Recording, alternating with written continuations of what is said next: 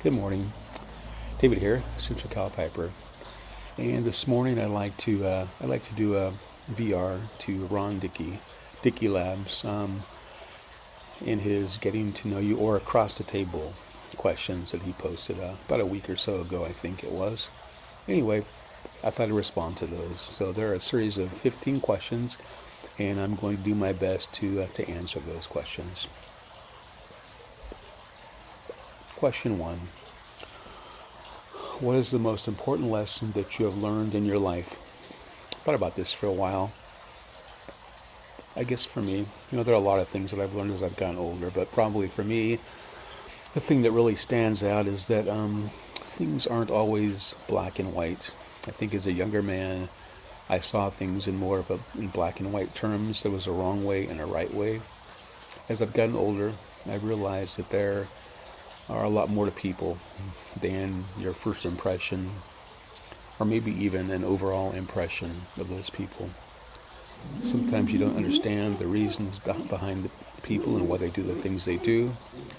So as I've gotten older, I realize that there are many contributing factors to in the way that people are and the decisions that they make. So I think as I've gotten older, I've mellowed a bit, and I realize that although I don't always agree with people in the things that they do, they are still people. They are to be loved and respected regardless of what you might think about them and what they stand for. And so I think I'm a lot more willing to give people, cut people a little slack more than I used to. And that's one thing I've learned. Probably the most important thing is that people are different. They have different reasons that you don't understand for the choices they make and the things they do, the way they behave and respond. So I've learned to give people a little slack and to cut them that break that they deserve. So that's probably the most important thing that I've learned throughout life, or at least one of those.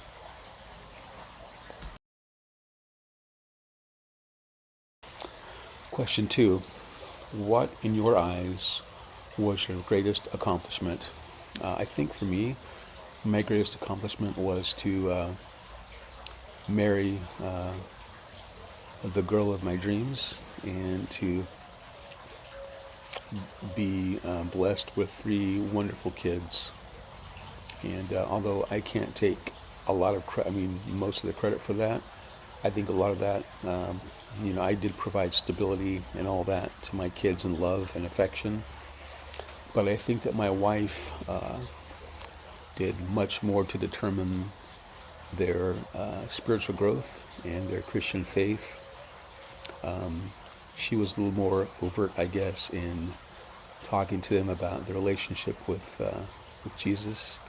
And between the two of us, we were able to teach them some things, and also they're just a blessing from God and the way that they responded. So I would have to say that my wife and my kids are my greatest accomplishment in life, and I'm very thankful for them and to God for giving them to me as my family.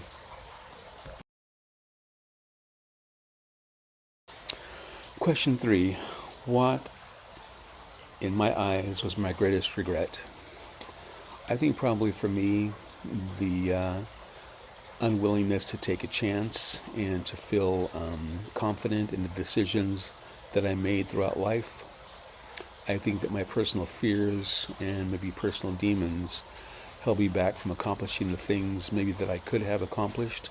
Not to say that I haven't had a good life, a wonderful life in fact, but I feel like if I could have gone through life without as much fear, that it would have been much easier for me. I've been a worrier all my life. I've always worried about something at any given time, or many things at the same time. I've always worried about not having a good job to support my family. I was always fearful of losing that chance to support my family. And I guess having gone through some rough years in the first years of marriage, with employment stability and maybe some not so great decisions, that I set myself up for some failures in that aspect. So if I could go through life and not having the fears that held me back, I feel like I would have been a much more productive and beneficial person to those around me and even to my family. So my greatest regret probably would be to always have that bit of fear in the decisions that I made and that lack of maybe confidence in those things.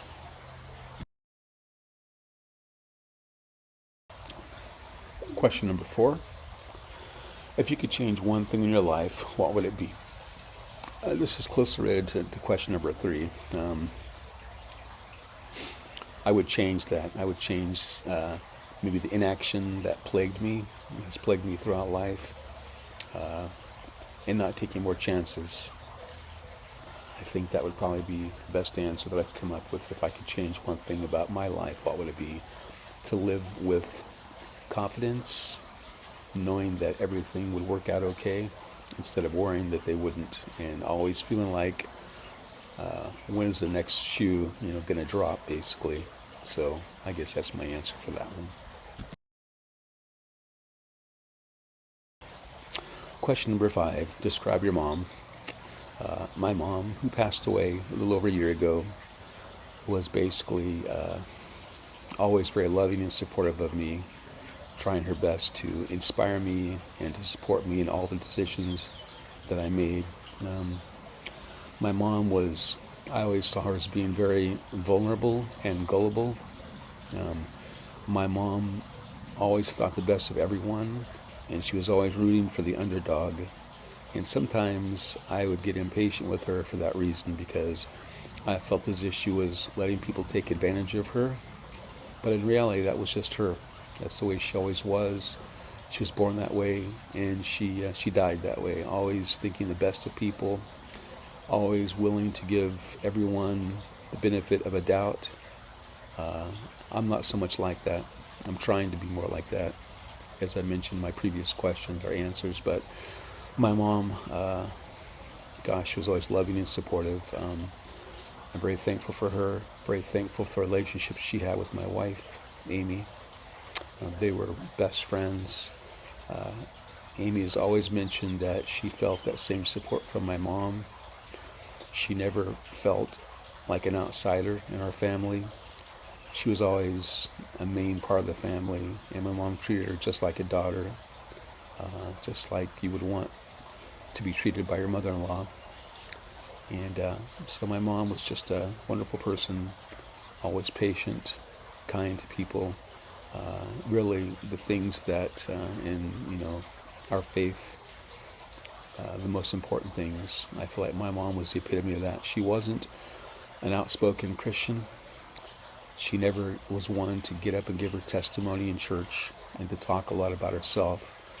But if you looked at her life, you could see that she was a true meaning of a loving and forgiving Christian woman, and a wonderful mom, and I'll always be thankful for her.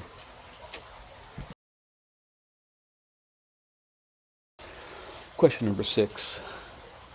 What is the best memory of your mom?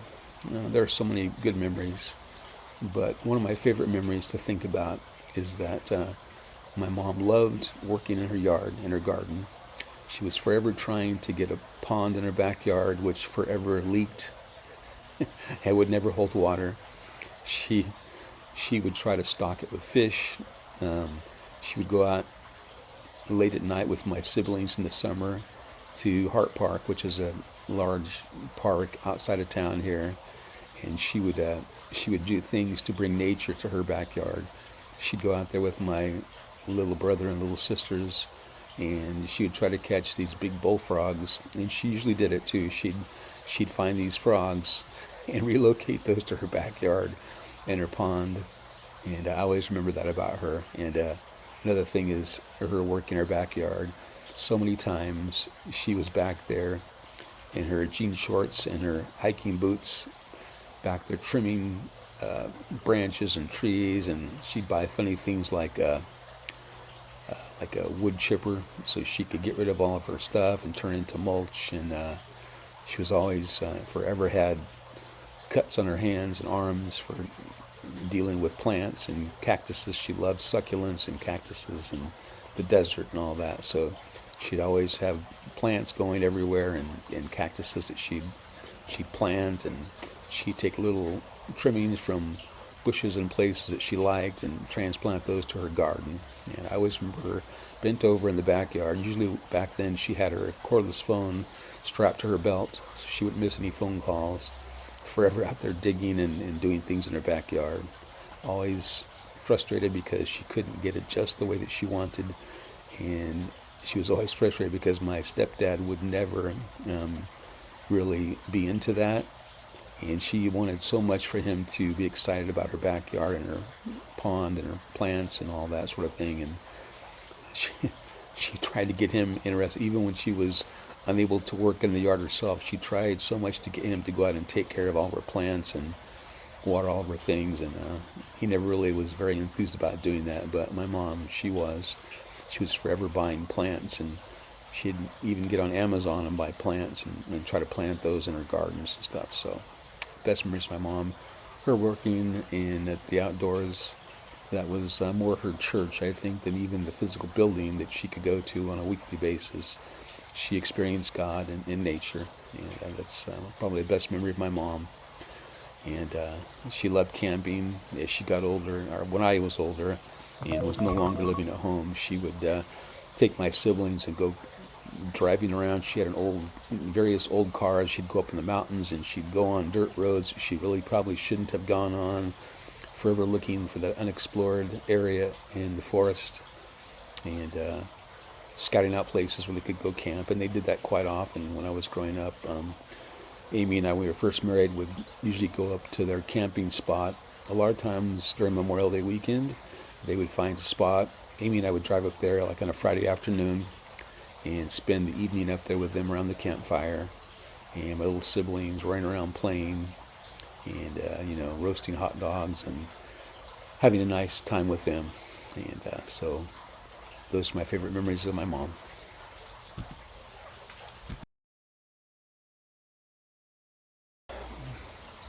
Question number 7. Describe your dad. Well, my dad, he left my mom before I was born, so I didn't meet him until I was about 10. I'd always heard good things about him. My mom never talked down about my dad, even though he left, basically abandoned her and me. But she never said a negative thing about him. She always held him up as a great person, even though he did that. I guess she would make excuses for him, but she always supported that and was always telling me how good of a guy he was. And but when he started coming around when I was 10 years old, we met probably a few times a year. He would come by and pick me up and take me to run some errand that he had to do when he was in town. He didn't live in the same town that we did, so he would pick me up and run around and take me to do things and all that. But my dad, for the most part, was absent. He was a nice man. When I finally got to know him, I didn't expect him to be, I guess, but he was a very nice, polite man. And I guess as I got older, I felt that I had missed out quite a bit because he was a really nice guy. He's still alive, actually, but I miss that. I feel like it would have been nice to have known him and as a real dad. He has never called me son. I've never called him dad because I've never felt that he really welcomed that. But what do you say? People make unwise decisions when they're young for whatever reason, and you can't really go back. But anyway, that's how I would describe my dad. A nice man, not so much a dad in the traditional sense, but a very nice man that I had the pleasure, and still have the pleasure of knowing, even though we don't talk often.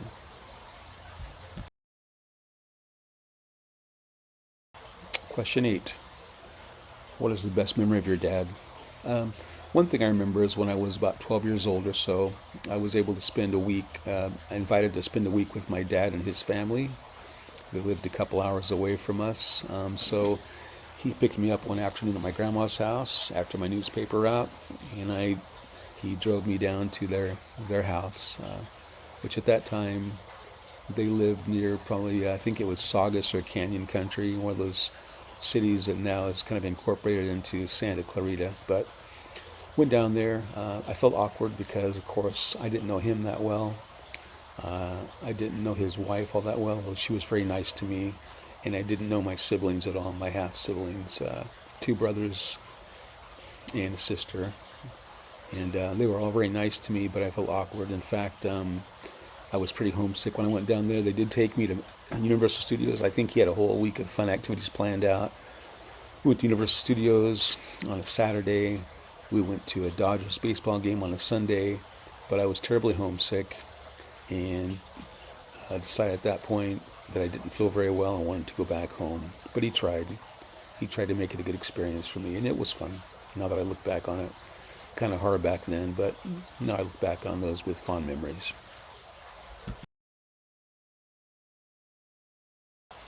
Question 9, describe my siblings. These siblings would be the ones that were born after my mom got married. She was about 12 years old when I got married to her husband, Jim. And they had 3 kids. The oldest was my sister, Leah. Next came my sister, Tricia.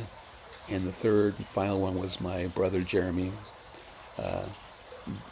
When Leah was born, like I said, I think I was 14 when she was born, and I spent a lot of time holding her as a baby, putting her to sleep at night.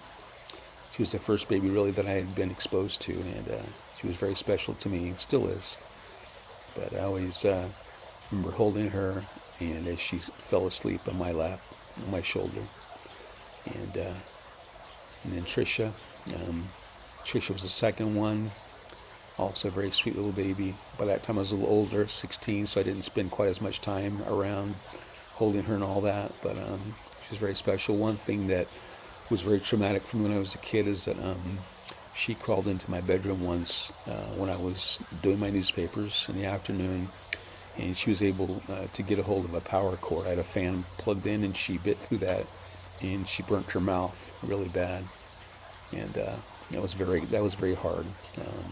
She still has a scar to this day on her mouth, but she does fine with it. But my youngest brother, Jeremy, I'm the one that drove my mom to the hospital when I was 19 years old. Me and my friend Travis, my stepdad was at work, took her to the hospital for Jeremy to be born, and he was my little buddy.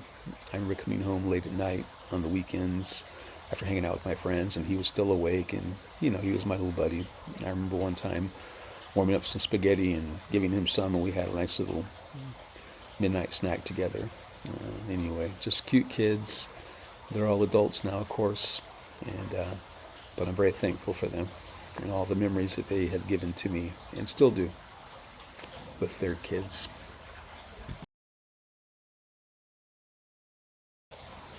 Question number 10. What is your best memories of your siblings?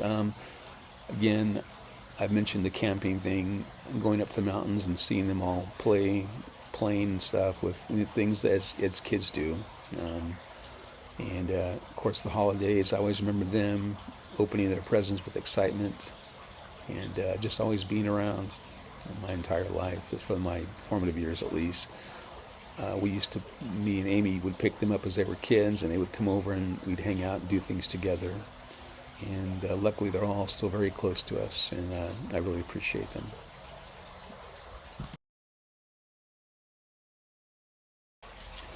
Question 11. Describe your children, include challenges and strengths you see in them. Well, they're all grown now. Emily, our oldest, she'll be 35 on May the 9th, so coming up here. Emily was the firstborn, and as most firstborn children, she was always responsible and very concerned with everything else in life. Very responsible, very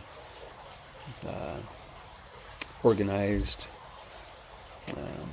She's just a typical first child of the family, caring for everyone, carrying on the traditions. She's the one in the family that is most likely and most enthusiastically carries on our family traditions, and I'm very thankful for that in her.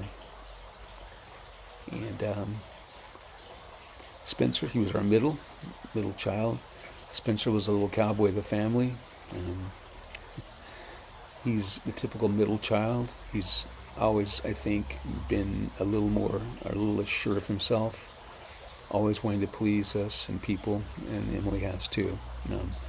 But he was the one, I guess, that was, he always he loved Toy Story when he was growing up. He was always Woody, or Andy, who had Woody, and that's his personality. He would come out on a lot of mornings on the weekends dressed in his cowboy garb. I'd be out there. He'd come out with his jeans and his boots on, his spurs and his vest, and it could be 110 degrees outside, but he'd be fully decked out in his cowboy gear, and always wanting to play and do something fun.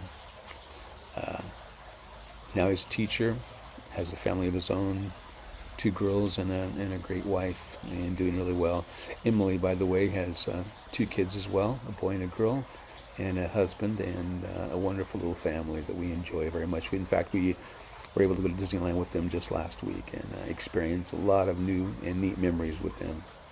Christian, our youngest, he was a typical youngest child, very sure of himself, very adventurous, very risk-taking individual, always did things behind our backs that he wasn't supposed to do, and we never knew half the things that he was up to. He would tell us stories as he got older of his bicycle going on a big ramp in some field in the neighborhood and crashing and getting hurt, but never telling us because he was afraid he would be in trouble. So that's Christian, and he's still like that. He's his own person. He does all the things that maybe I wouldn't have that courage to do still as an adult male. But again, he's also successful. He's an English teacher at a local high school, has 2 little cute daughters and a little baby boy, and a good wife, a wonderful wife. So very thankful for them.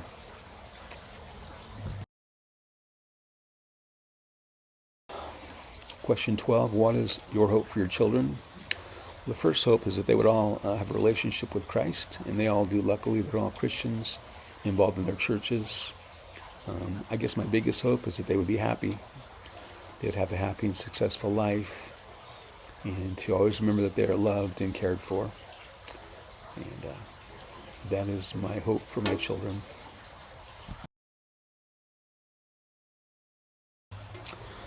Question number 13, what are my interests? Well, I've always been interested in history. In fact, I was inspired by my Uncle Joel, who just passed away a couple weeks ago. He was a history teacher, was my junior high history teacher, and he inspired me and got me interested, I think, in history. So I've always loved old movies, old music, old clothes, old cars, everything old I just enjoy. I love old movies because I enjoy the scenery, the cars, the people, the clothes that they wore. I've also interested in music. My first career choice was to be a sound engineer because back then when I was about 20, 21, I wanted to get involved in some kind of music production. That never really happened. I do it as a hobby, kind of, even with like podcasts, or things like that. I like tinkering around with audio files and all that. So that's always been an interest. Photography, gardening, leisure activities now. I enjoy just taking it easy, and as I'm retired, I can just do the things that I want to do and enjoy those things. And of course, there's my pipe smoking. Always been interested in coffee. When I was a young man, I bought a book by a man named Kenneth Davids, and it was all about coffee and where all the beans came from and all the ways of preparation, and that just really intrigued me. So that's a hobby of mine, roasting, getting different coffee beans. I like that a lot. Now I've added tobacco to that, getting different tobaccos and all that. I also like all things involving pens and pencils. I've always been intrigued by different writing instruments. That continues to intrigue me. I've got quite a collection of fountain pens and all sorts of pencils and other pens that I enjoy. And anyway, those are some of my main interests.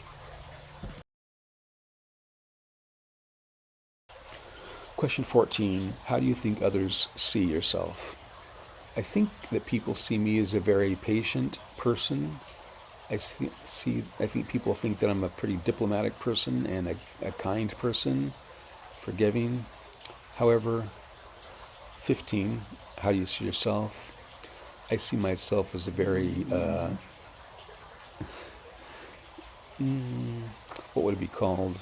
Maybe impatient, not quite as patient as I'm seen. People see me as a kind individual, but I am very kind, but I'm also selective on who I'm kind to. If I think that someone's taking advantage of me or taking advantage of someone else, then I have a tendency to be less than kind to those people. And people see me as very patient, but I don't think I'm quite as patient as people think that I am. Yeah, so I always think of that saying, try to be the person that your dog thinks you are. Because, of course, dogs especially, are very loyal and love you no matter what. And I try to live up to that. Just try to be loyal to people and kind and forgiving, although that's a struggle. I'm not like that a lot of the times. I pray to be like that. I pray to be a person of strong faith. I think people see that in me. They think that I'm a person of strong faith and unwavering my strength and belief in Christianity, but sometimes I have my doubts, and I don't like those doubts, but it's human nature. I figure that's the way that God made me, but I question almost everything. I'm pretty skeptical as a person. I don't know that people know that so much about me, but that's really who I am. I'm very skeptical and negative more times than I'd like to be. I think people see me as a positive, upbeat person, but there's another side to that. I am a worrier. I don't always think the best of people, and I don't always have the faith that I should have, but I pray for that daily. So that's how I think. That's how I see myself, at least. So hope these have been helpful. Thank you, Ron, for putting these questions out there, and I've enjoyed answering those. God bless y'all, and I'll talk to you soon. Thanks.